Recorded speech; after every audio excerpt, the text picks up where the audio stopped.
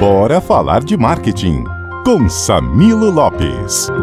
Oferecimento Digital Hack, marketing digital. O sucesso dos nossos clientes é o nosso marketing. Para você que nos acompanha pelos 90.9 FM, CBN, a rádio que toca notícias, muito bom dia. Eu sou Samilo Lopes e hoje num programa muito especial, né? Vocês estão me vendo aqui num cenário diferente do estúdio, porque esse programa especial aqui do Bora Falar de Marketing é direto do Visual IT Conference 30 anos, nesse ano de 2025. A Visual Systems, que oferece esse evento aqui anualmente, né, Rafael e Helder? Né? Anualmente. A 12ª edição do evento. 12ª edição. E a gente vai bater um papo muito legal sobre isso aqui nesse programa. Separei em 2 trechos aqui, primeiramente nesse primeiro bloco aqui, antes dos nossos comerciais. Eu, o Rafael e o Helder vamos conversar um pouquinho sobre essa história toda. E depois também eu vou trazer depoimentos, bate-papos que eu tive aqui com os parceiros, clientes, os melhores momentos desse evento para que você que esteja aí em casa, tanto ouvindo a gente pelo rádio, quanto também acompanhando pelo YouTube, @CBN Grandes Lagos, coloca lá na barra de pesquisas, já dá seu like, segue a gente no canal para ficar sempre muito bem informado. Então vamos lá, Rafael e Helder, muito obrigado primeiramente pelo convite, né? Poder estar aqui batendo esse papo com vocês, fazendo esse programa especial, né? Que eu acho que é muito interessante da gente poder contar essa história do IT Conference, essa história da Visual Systems. Então eu queria primeiro que vocês pudessem se apresentar um pouquinho, né? Contar quem que é o Rafael, quem que é o Helder, né? Nessa história da Visual Systems. Eu vi fotos de vocês ali da época de faculdade, né? Nascido em Araraquara, vim para cá em São José do Rio Preto para fazer faculdade. Foi aqui que começou a jornada em 91, vinda para cá. E aí que eu conheci o Rafael, meu sócio, lá na faculdade. E começou um sonho. De um sonho, 30 anos se passaram e virou essa realidade. 30 anos. Isso aí. Faculdade que era, Rafa? Bom, Samilo, tudo bem? Obrigado mais uma vez aqui para a gente estar trocando ideia, batendo um papo aqui sobre a Visual, né? E, enfim, eu cheguei aqui também na mesma época que o Helder, e aqui na Unesp, aqui onde nós estamos gravando, é pertinho muito próximo. Fisicamente muito próximo aqui da Unesp, então é uma região que a gente, na época de universidade, a gente conheceu bem. E como o Helder colocou, né, nós nos conhecemos na universidade.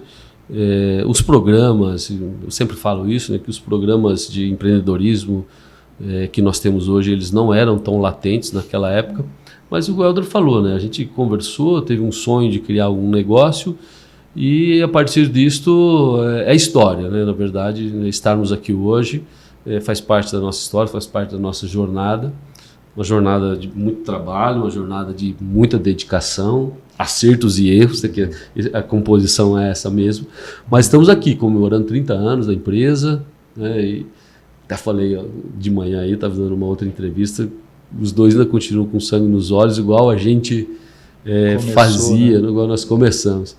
E esses dias, né, Helder, foi muito legal, a gente foi jantar com as nossas famílias e o Helder contando para os meus filhos as coisas que a gente fazia, né, eu ali com eles, com a família deles.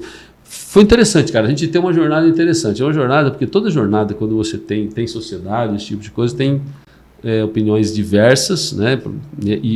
E a soma disso é que constrói a jornada final. Então a gente falando o quanto a gente se divertia, o quanto a gente conversava, a gente trabalhava muito e continua trabalhando muito até hoje.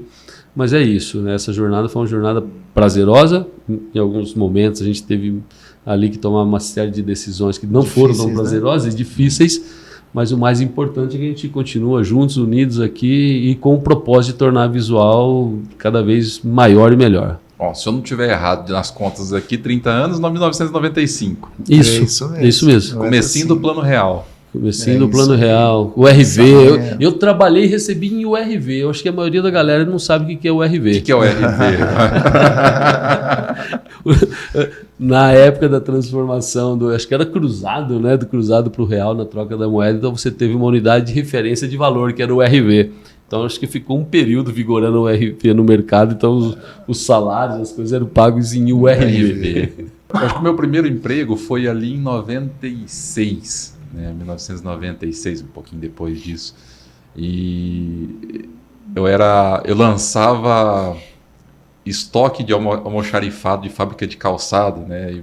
Só tinha um computador, né? E não tinha nem mouse, né? A gente usando ali no... Era o início dos PCs, né? Dos terminais, né? Pelo menos do começo da popularização. Era né? o começo. Antes essas coisas de processamento eram feitas em birôs, né? Assim, porque para aproveitar, porque o custo de aquisição de equipamentos era alto. As empresas pouco tinham computadores, nós, bem no nosso início, nós íamos buscar equipamentos em Ribeirão Preto para vender aqui em São José do Rio Preto. Uhum. Então, nós íamos buscar equipamentos lá para comercializar aqui, né? Foi um start lá, uma das atividades que a gente fez, né? Vocês veem um paralelo assim, vamos lá, puxar aprendizados com a história. Vocês veem opiniões semelhantes ou temores, né? Acho que é melhor esse sentido, esses temores, essas dúvidas que as pessoas hoje têm em relação à inteligência artificial. Vocês veem frases semelhantes que se tinha na época da chegada dos computadores e coisas assim? Eu tenho uma brincadeira que eu faço com o Rafael, que era do carro voador, né? Então, assim, a gente brincava que daqui 10 anos o carro vai voar, né? Então, tá o primeiro aí tentando, né? Dos novos orientados a drone aí que ainda não saem do chão. Acho que a velocidade que se vende a inovação, ela tem que ser vendida numa velocidade muito rápida para que tenha uma adoção rápida, para que as pessoas consumam e comprem. Mas a realidade entre o lançamento, a ideia, a idealização e colocar na prática, isso demora muito tempo. E até que a cultura social também consiga acompanhar e realizar aquilo mentalmente. Né? Com certeza, a inteligência artificial vai ser um grande diferencial no futuro, né? Mas ele leva tempo para chegar até a sociedade como um todo. Então, o que nós vamos ter assim, é o homem mais forte com a inteligência artificial. Então, entre eu pegar um arquiteto que vai fazer um desenho ainda e continuar na prancheta fazendo o desenho, e você pegar um arquiteto com uma IA, ele falando no microfone, igual nós estamos fazendo aqui, e a IA ir produzindo para ele ali em minutos, né? Com certeza ele vai atender muito mais e vão deixar muito mais satisfeitos com a arquitetura do que aquele que está fazendo na prancheta. A gente escutava que ia acabar muitas profissões e não acabaram nesses 30 anos, né? Pelo contrário, né? Escutamos que todo mundo ia para a cloud e ninguém mais ia ter nada dentro de casa, e agora está voltando, né? O Gartner comprova que 60% vai voltar para dentro de casa e não vai estar nas clouds. Então, muitas tendências que são vendidas para que todos adotem rapidamente, mas depois, na realidade, isso leva um tempo. Eu vejo assim, não há similaridade, Samiro, né, nesse tipo de proporções que se tem do temor com a inteligência artificial. Do temor, que eu vejo muita irresponsabilidade também em muitas comunicações a respeito desse tema. No início da nossa jornada, né, a gente falou aqui em 95, quando nós estávamos saindo da universidade, nós pegamos uma transformação grande, foi logo o começo da internet, que mudou, na verdade, a dinâmica, o modelo de negócios e mudou o comportamento social, que nós estamos vendo aí hoje muito forte. Mas, em termos de tecnologia, a gente também pegou o início da popularização dos bancos de dados relacionais, que também era uma transformação grande, mas a tecnologia ela não era common sense, ela não era tão difundida na sociedade, não fazia parte do dia a dia da sociedade como é hoje. Mas o que eu vejo é que a gente está no fim de um ciclo tecnológico, né? Os famosos, né, ondas K, os ciclos tecnológicos de Schumpeter, igual, né, eu já falei algumas vezes a respeito disso, iniciando um novo ciclo tecnológico. A gente está saindo da telemática e entrando agora na automação e IA nesse ciclo tecnológico. Então, essa tecnologia, né, que já estava nos bastidores e ela se tornou popular através de uma interface, de uma aplicação, como foi o caso do ChatGPT, né, que aí que foi a popularização da tecnologia e que o mundo explodiu em termos de eu quero conhecer isso, eu quero isso. E aí vem essas previsões, né? E o Helder acerta muito nisso, né? Você pode pegar o próprio Gartner, que, né, tem ali a curva hype de adoção de tecnologias, as tecnologias surgem, elas começam a ficar mais populares, elas começam a ser utilizadas em larga escala por pessoas, empresas, poder público, até chegar numa parte madura e a partir dali ela se sedimenta e aí ela gera valor de verdade, ela gera riqueza, ela transforma negócios, ela transforma profissões, não necessariamente rouba, né, profissões. De novo vou falar isso, que eu gosto de falar isso. Se fosse assim, os Lusíadas, quando foram colocar fogo nos teares lá na Revolução Industrial, a gente não teria a Revolução Industrial em função disso. Então, nós não temos como brecar isso. Nós, como sociedade, né, como organizações, como nações, nós não temos como brecar isso hoje, mas o Helder é muito assertivo. Vai existir uma diferença muito grande entre empresas e organizações assistidas por IA e as não assistidas por IA.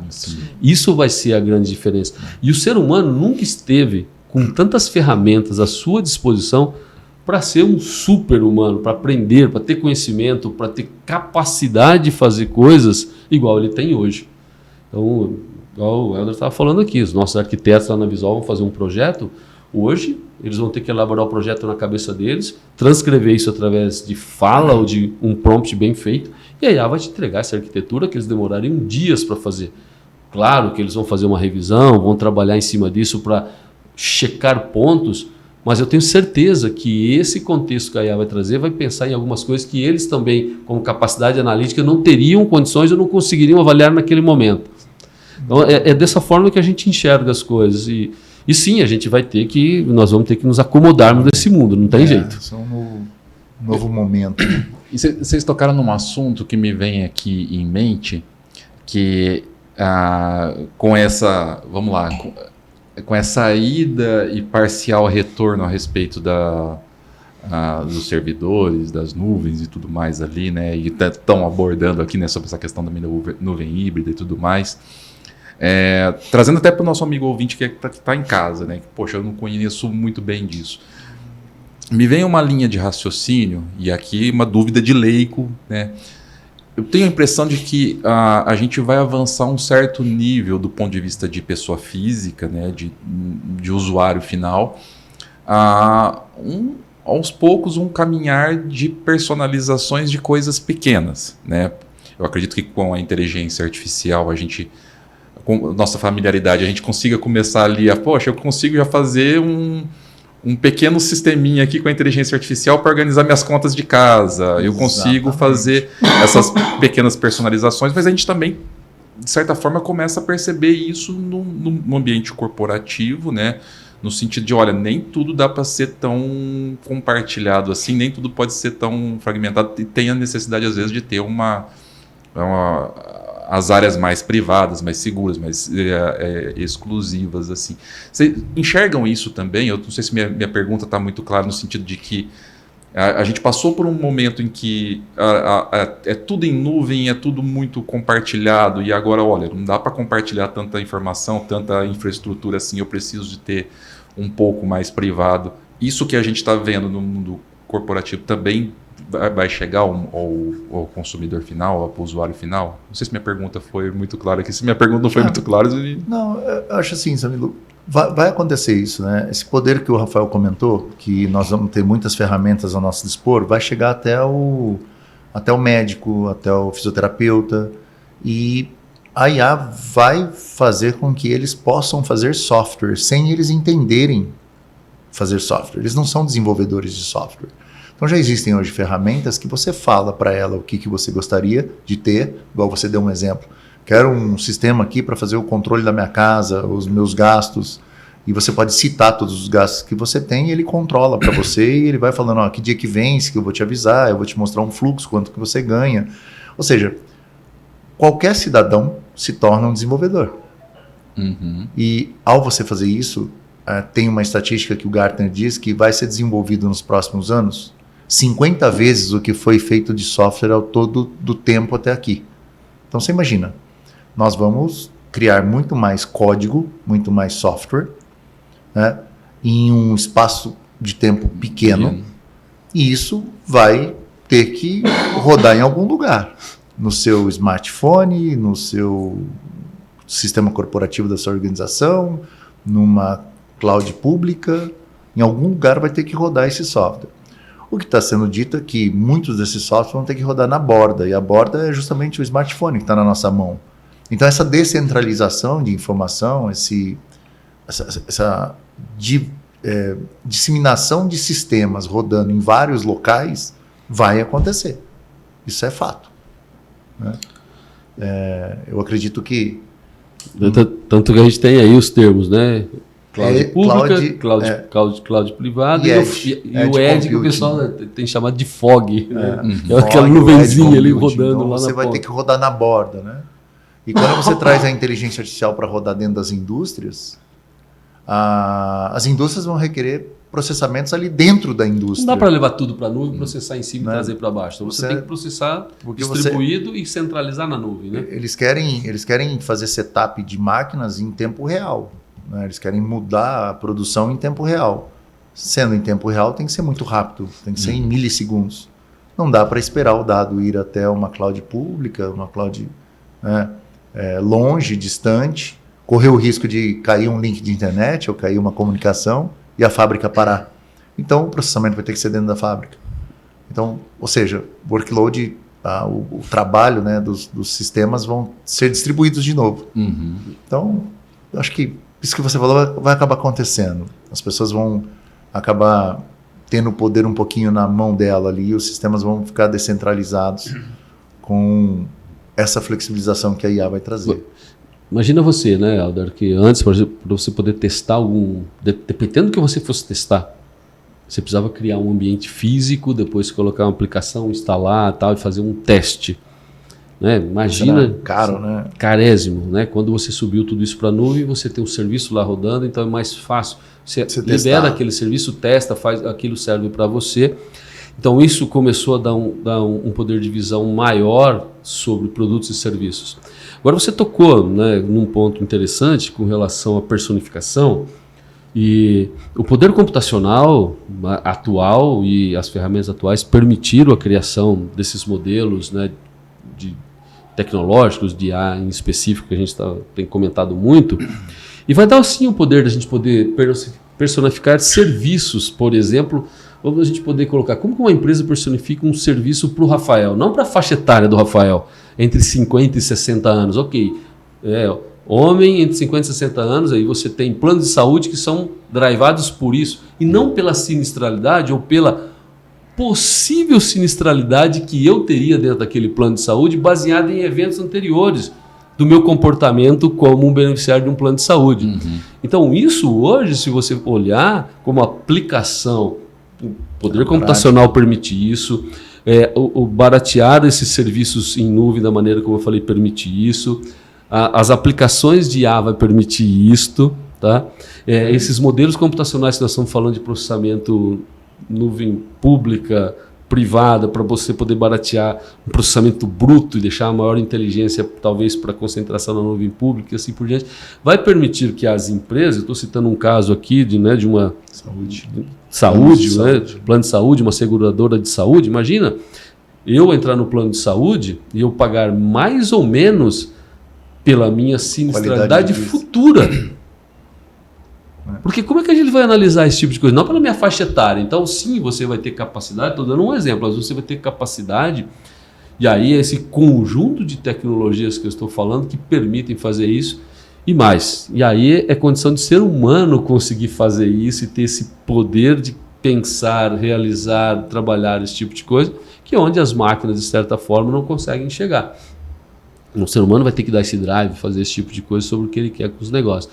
Então, eu acredito que a personificação de produtos e serviços, tanto você construindo com o seu poder de IA para você poder fazer no pessoal ou para produtos e serviços de mercado, isso vai ser cada vez mais possível. Se vai acontecer, eu não sei, mas possível vai ser. Eu acho que tende a isso, né, assim, pela questão aí, mesmo, né, pegando pelo ponto de vista de marketing, que tem tudo a ver com isso. Você que está em casa, está nos acompanhando, pode falar, poxa, o que a gente está falando de tecnologia, o que isso tem a ver com marketing? Tudo, né?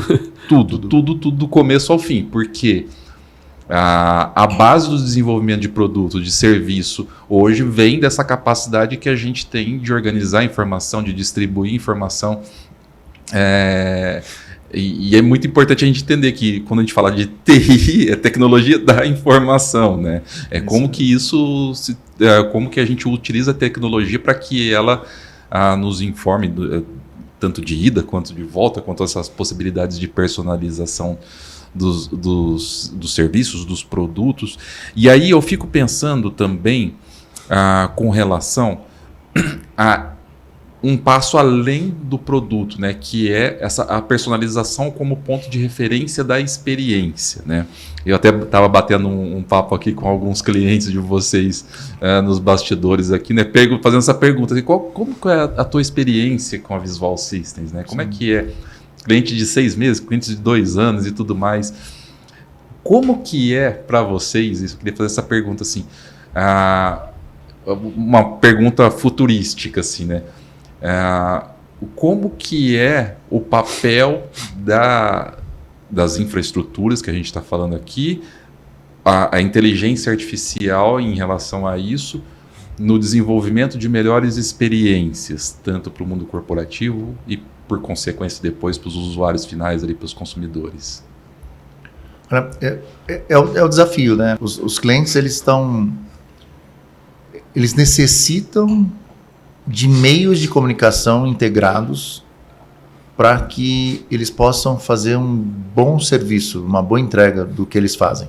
Nós temos aqui de indústrias de produtos básicos alimentícios, nós temos clientes que são de saúde, nós temos hospitais, nós temos um nicho muito grande de bancos, clientes, né? Bancos, assim, cada um com uma especificidade, mas todos eles com um único desafio: não pode parar a tecnologia da informação, porque a tecnologia da informação é o transformador do negócio deles. E a cada vez que passa, mais necessitam da tecnologia da informação.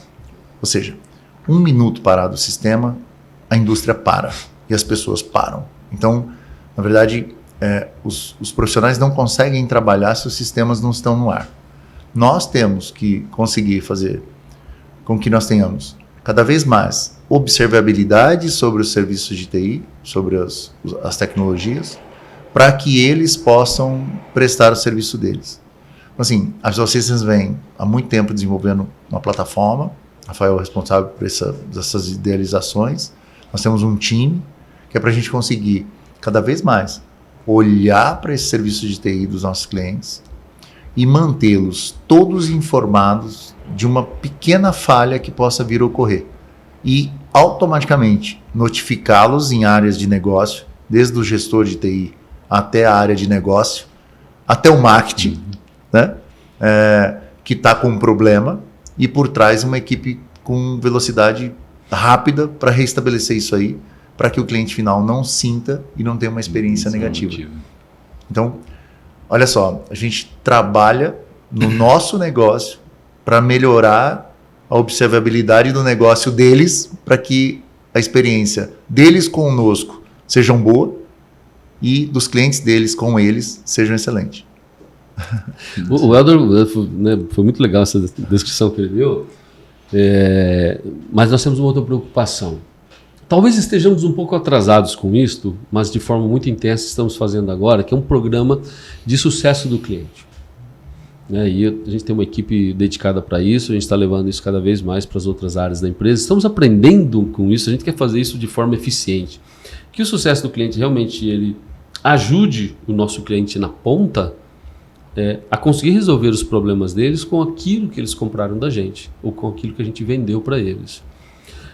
Não é fácil conseguir dados, informações, relacionamento e o momento certo para você poder fazer isso, né, com uma equipe lá na ponta, mas é um programa que a gente quer investir cada vez mais, porque trazer um cliente para casa é caro, trazer um cliente novo é caro, conquistar um cliente novo é fazer com que uma empresa, no final do dia, confie naquilo que você está colocando para resolver um problema para ela.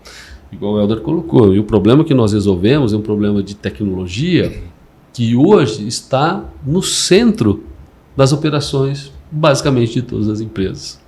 né? Então nós estamos falando de infraestrutura. Infraestrutura é um negócio que não aparece muito, mas sem infraestrutura você não vai ter aplicação rodando em cima, e a infraestrutura que vai fazer com que essa aplicação ela performe bem.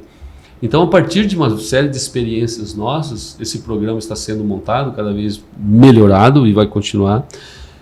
E através das experiências das nossas áreas de serviços, por exemplo, esses monitoramentos, a gente tem, dentro da própria plataforma nossa, nós temos uma área de experiência digital do cliente. O termo técnico para isso é monitoramento sintético de aplicações, porque nós estamos ali com isso, olhando como é que a performance, como é que a aplicação, através de uma série de 3 requisições que ela faz, lá na ponta, que muitas empresas não têm nem local físico para atender, que a vitrine dele é a vitrine digital, qual que é a experiência do usuário acessando aquelas aplicações dele em termos de respostas. E aí tem alguns indicadores, se diz que vai dar se aquele usuário está ou não satisfeito, está medianamente satisfeito ou não está satisfeito com esse conceito de medição da experiência digital com ele. Então, a nossa preocupação como empresa é entrar nesse core de gerar experiências positivas para o nosso cliente. E nem sempre isso é fácil, porque são muitas variáveis a serem colocadas. Mas eu e o Elder, a gente tem, desde o início que nós criamos a empresa, nós temos um lema conosco. Dando lucro ou não, a gente tem que entregar o que a gente vendeu para o nosso cliente.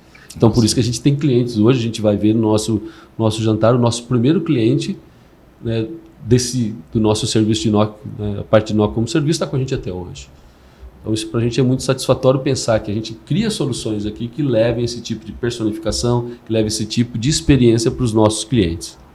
Fala pessoal, tudo bem? O Samilo Lopes por aqui. A gente está falando hoje diretamente do Visual IT Conference, esse evento especial aqui da Visual Systems em São José do Rio Preto, completando 30 anos. E nessa edição eu estou com um convidado especial aqui, que é o Eric Kluge da Kaspersky. A gente falando sobre segurança, inteligência artificial e muitas outras coisas. Eric, obrigado pelo teu tempo aqui conosco, por bater esse papo. Levando ali para o nosso ouvinte, amigo ouvinte, né, que de uma forma bem didática, bem simples, a gente está aqui num evento muito nerd, né, muito fechadão, mas de uma forma geral, pensando nesse processo, nesses cuidados que a Kaspersky tem hoje, né, não só com as empresas, como as pessoas físicas também, né, quais são essas maiores vulnerabilidades que as pessoas têm enfrentado, né, tanto no ambiente corporativo quanto no ambiente pessoal, né, pessoa física, e como que a Kaspersky tem atuado nisso? Legal, prazer, Samilo, estar aqui com você hoje falando sobre conscientização de cibersegurança e de outras tecnologias que a Kaspersky traz para o mercado também. Uma das preocupações que a Kaspersky tem com o público em geral é justamente o desafio de como a gente traz a cultura de cibersegurança, que é um nicho de tecnologia, como você disse, é um ambiente nichado, né? Então, como que a gente extrapola essa ideia de que cibersegurança não é somente para os profissionais que trabalham com resposta a incidente, que trabalham com as soluções de segurança, com a criação das políticas de segurança no ambiente corporativo, e leva isso para o grupo de pessoas comuns, né? Como que a gente protege o nosso ambiente com senhas seguras, como que a gente evita de clicar em sites maliciosos ou em sites fraudulentos. Então hoje a Kaspersky tem soluções que abordam justamente como que a gente leva essa cultura de forma recorrente, para que as empresas possam não somente enviar pílulas de conscientização de cibersegurança, mas sim desenvolver os seus colaboradores baseado no nível de cada colaborador. E a gente sabe que isso vai de pessoa para pessoa. Então, o que eu conheço como conscientização de senhas pode ser que você conheça um pouco mais. Então, dividir esses níveis de conhecimento com relação à segurança é bastante importante e é algo que a Kaspersky auxilia todos os nossos clientes nesse desenvolvimento. Às vezes é muitas coisas simples que a gente pode evitar no nosso dia a dia, né? Com pequenas práticas ali higiênicas, de segurança, cuidados com as fontes e tudo mais. Sim, com certeza. algumas práticas do dia a dia que são simples de configurar, por exemplo, o segundo fator de autenticação. Essa é uma recomendação que muita gente ainda não segue e que abre portas para que os atores maliciosos realizem campanhas maliciosas, né? O próprio golpe do WhatsApp, algum tempo atrás, popularizou bastante no Brasil e foi levado tanto pela própria empresa do WhatsApp, né, que era necessário ser configurado um segundo fator de autenticação.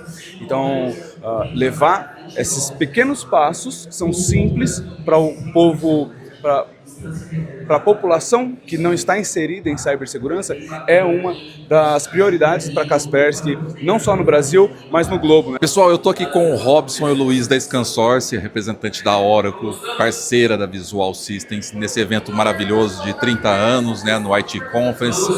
E eu queria abrir para vocês aqui uma pergunta que vocês contassem, né, para os nossos amigos espectadores, ouvintes.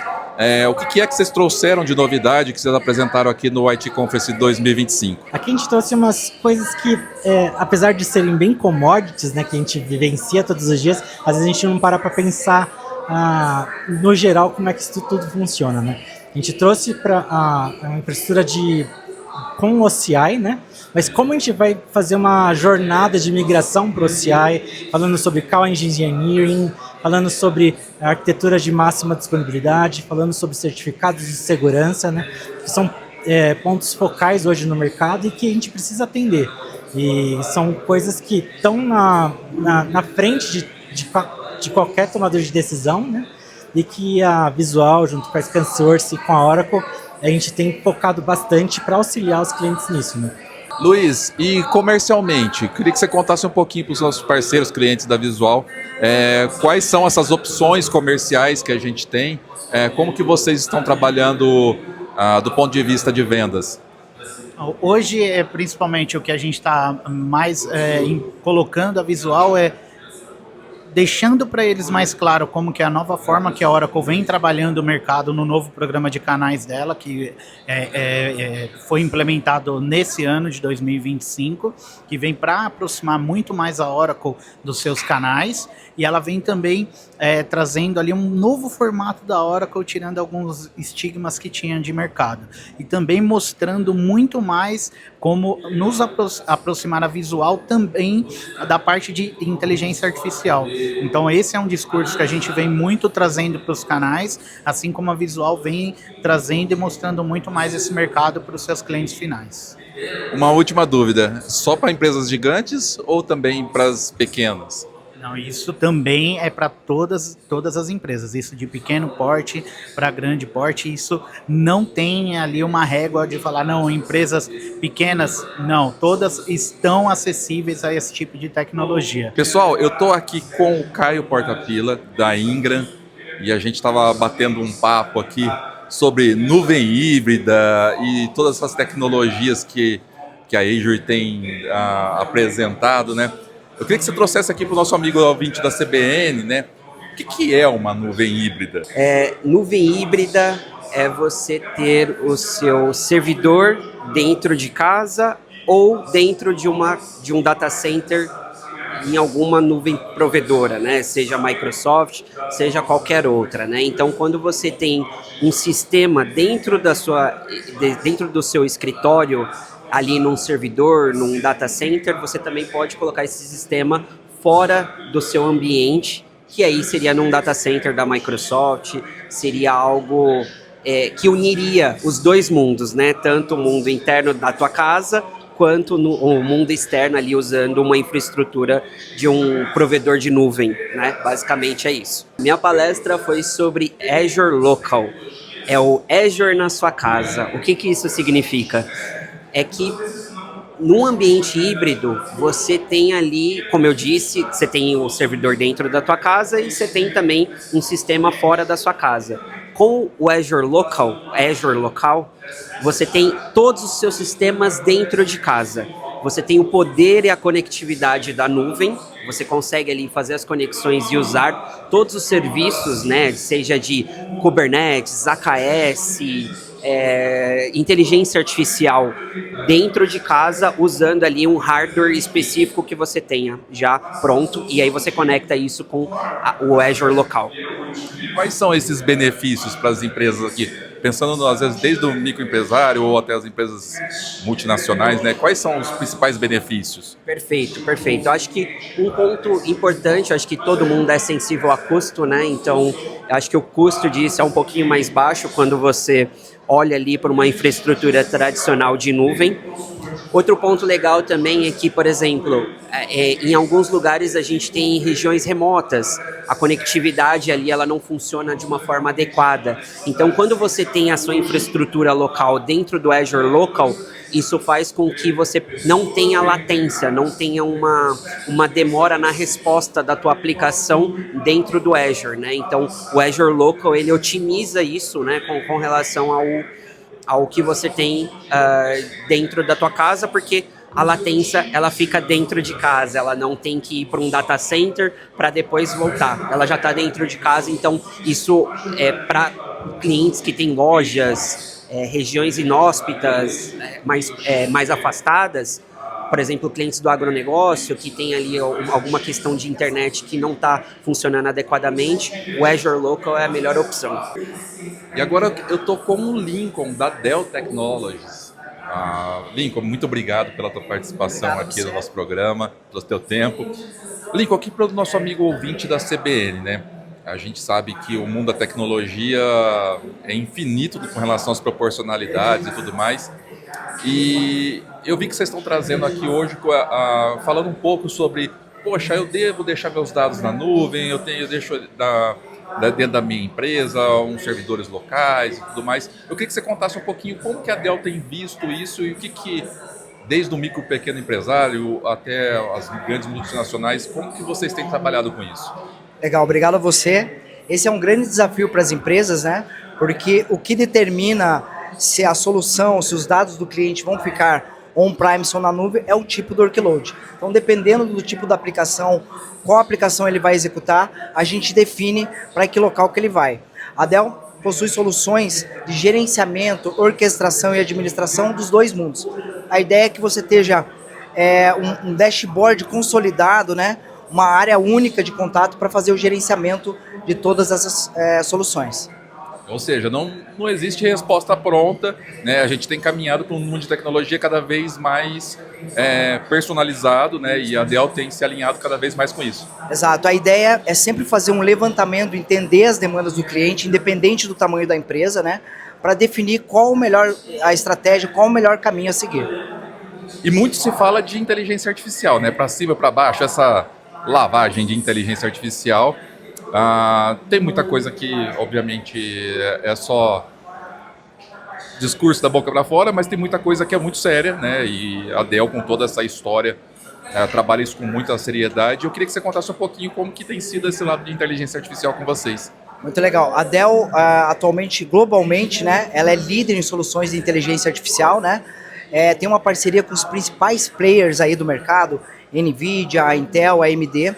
E a Dell possui um portfólio completo, desde a parte de endpoints, né, notebooks, desktops, já desenvolvidos para trabalhar com inteligência artificial, até a parte de data center, né, onde realmente as informações são processadas.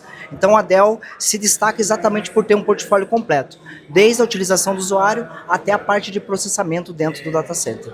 Muito bem, muito legal. Assim, é a Dell cada vez mais seguindo toda essa história de qualidade, né, e se mantendo no pioneirismo e em parceria aqui com a Visual System nesse evento especial. Exato, a Dell também ela utiliza muito a questão dos parceiros, né, para fazer essa atuação junto com os clientes. Então é super importante ter parceiros qualificados para que a gente realmente consiga entregar a melhor solução, independente do tamanho da empresa, desde pequenas empresas a grandes corporações. Bora falar de marketing com Samilo Lopes. Oferecimento Digital Hack, Marketing Digital. O sucesso dos nossos clientes é o nosso marketing. Muitas vezes é legal a gente olha para o passado para olhar para o futuro, né? Sim. Ou a gente olha para o futuro depois olha para o passado. E eu queria deixar essa pergunta para vocês assim, se vocês pudessem vislumbrar, né, próximos 30 anos. Eu acho que é muito tempo perto do que a gente tem de novidade, mas eu acho que é uma brincadeira válida, assim. Como que vocês enxergam os próximos 30 anos? Não só de Visual System, mas do mercado de tecnologia, do mundo da tecnologia. Diria que, puxa vida, mas vai acelerar, né? Vai acelerar. Vai vir muito mais ambientes para se tomar conta. As empresas vão ter que ter muito mais observabilidade com relação à tecnologia da informação, porque ela vai estar espalhada. Antes você conseguia chegar no departamento e conversar com o departamento, reunir o departamento, perguntar o que estava acontecendo, o que estava ruim, o que estava bom. E hoje, na verdade, o departamento está na casa dele. Então você nem muitas vezes sabe quem são as pessoas do departamento. Eu acho que isso vai aumentar, vai numa escala bastante grande. Existem algumas pesquisas de Gartner, Forrester, de empresas, né, que fazem pesquisas dizendo que vai ser uma malha de tecnologias, né? Então eu vou contratar um serviço que está rodando em outro continente, vou estar usando um serviço que está rodando aqui do nosso lado, vou estar usando um serviço que eu nem sei quem é, mas que eu comprei lá com cartão de crédito. E tudo isso tem que se falar de uma certa forma, tudo isso tem que ser integrado, tudo isso tem que funcionar integrado. Então a observabilidade das tecnologias vão aumentar cada vez mais e vai ter que ter empresas especializadas, que é o nosso caso, cada vez mais olhando para tudo isso, para que isso funcione. Porque o dia que parar de funcionar, a hora que der uma falha, eu não sei para quem telefonar. Eu não sei para quem acessar, eu não sei para quem perguntar por que não está funcionando, né? Então eu acho que isso vai crescer ainda mais, tá? Vai ser ainda mais necessário o tipo de serviço que nós fazemos hoje. Então acho que vai crescer muito, tá? Samilo e Helder, assim, eu nunca vi um entroncamento de tantas coisas ou tantas coisas acontecendo ao mesmo tempo, né? Eu não saberia dizer como que daqui 30 anos eu não tenho a mínima ideia. É muito difícil a gente poder olhar para isso. Bastante tempo. Porque, veja bem, nós estamos agora, por exemplo, se a gente for colocar o Web 3.0, ela ficou um pouquinho esquecida devido a esse advento da IA, metaverso, né, NFTs, finanças descentralizadas, blockchain, certificados digitais, NFTs, tokenização das coisas do mundo, quer dizer, a digitalização do mundo físico, gêmeos digitais, a digitalização do mundo físico realmente é uma próxima etapa aí da web. Ao mesmo tempo que a gente está vendo essa explosão, né, de IA e automação concorrendo, né, por exemplo, com situações aí de computação quântica chegando também, que o propósito da computação quântica não é substituir a computação tradicional, e sim são novos modelos de processamento, novos modelos de negócio. Então, quando a gente olha para tudo isto, né, novas fontes de geração de energia, enfim, quando a gente olha para tudo isto, a gente fala assim, meu Deus, e agora? Né? Antes a gente tinha um caminho com duas setas, a direita ou a esquerda, agora a gente está tendo N setas, está tendo N possibilidades. Então, o que o Helder falou é verdade, né? Assim, a gente vai ter cada vez mais serviços digitais, isso cada vez mais, e a transformação do mundo físico para o mundo digital, como eu citei aqui, é iminente, é logo, e isso vai permitir. Por exemplo, a gente tem uma série de controles descentralizados. O Corinthians tem lá um fan token do jogador. Você não precisa mais particionar o cara, fazer um negócio, lançar na bolsa de valores e assim por diante. Os serviços digitais, eles vão ser a tônica do mundo. É isso. Na verdade é essa. Agora, como vai ser, com tecnologia que vai ser, como vai ser, eu não sei. Isso vai mudar demais, né? Que vai precisar de observabilidade, que vai precisar de uma equipe de NOC, que vai precisar de uma Visual Systems olhando para tudo isso, para auxiliar os usuários e as empresas quando pararem. Os robôs olhando ali para que não... Robótica em agricultura, enfim, cara, é muita coisa. É muita possível ramificação, né? É muito serviço. Mas é instigante você parar e olhar para tudo isso e falar, nossa, tem muita coisa para fazer. Eu acho que a verdade é essa. Eu acho espetacular isso. Só obrigado, parabéns pelos 30 anos, parabéns pelo evento. Obrigado. E que os próximos 30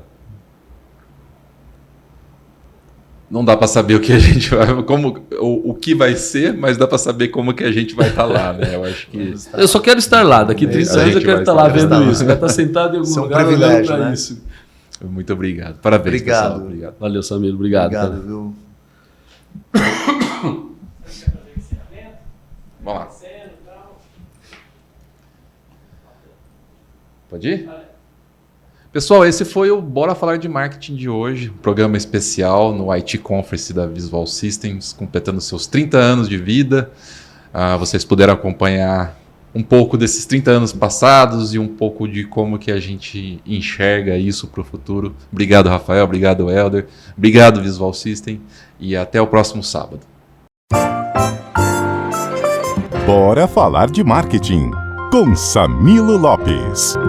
Oferecimento Digital Hack, Marketing Digital. O sucesso dos nossos clientes é o nosso marketing.